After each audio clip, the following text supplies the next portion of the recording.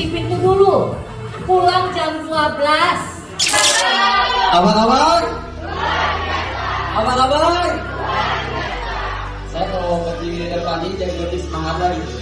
Karena saya lihat kan usia jauh di atas saya tapi semangatnya luar biasa. Saya bertemu dengan Bapak Ibu semua, tentu di acara training akbar, training pertama di Kabiar, training pertama di Tanjung Pinang dengan orang-orang pertama dari perusahaan.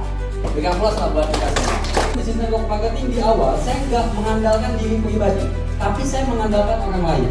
Nah, apa yang saya miliki dan saya pelajarin seutuhnya yaitu edifikasi tadi. Edifikasi itu apa? Yaitu menceritakan hal yang luar biasa. Pak Haji tiba-tiba langsung bilang gitu, Pak, ini bisnis bagus, sukses, butuh proses, hidup hanya sekali. Kan di pikiran prospek itu, siapa orang ini? Kenapa dia ngomongnya gitu? Betul ya? Dan yang kedua, dia pasti tidak menghargai. Kalau pikiran kita aja sudah negatif, maka hasilnya juga pasti negatif. Maka tanamkanlah di pikiran kita selalu hal-hal yang positif.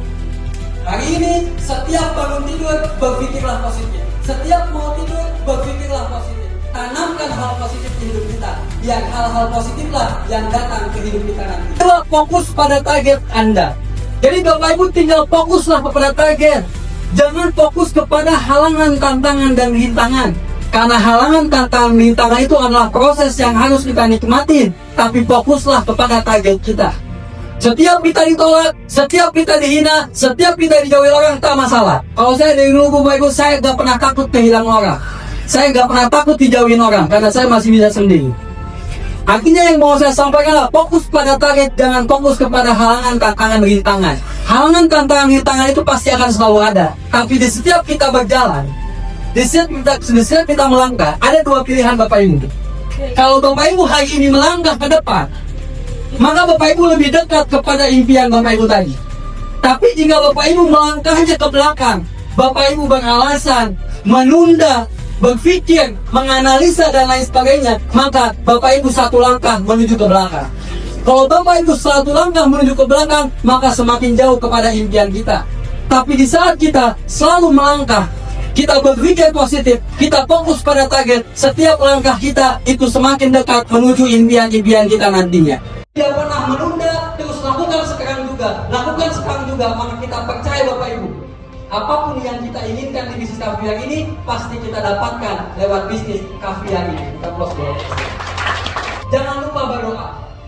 Apapun, saya kalau keluar rumah Bapak Ibu, doa saya cuma satu. Ya Allah, hari ini saya keluar rumah, saya mau cari uang, saya mau cari rezeki buat diri saya, buat orang tua saya, buat keluarga saya, dan membantu semua orang buat mencari penghasilan juga, buat cari rezeki juga. Setelah saya pulang, saya mau tidur, saya doa cuma satu, ya Allah, hari ini saya sudah melakukan yang terbaik.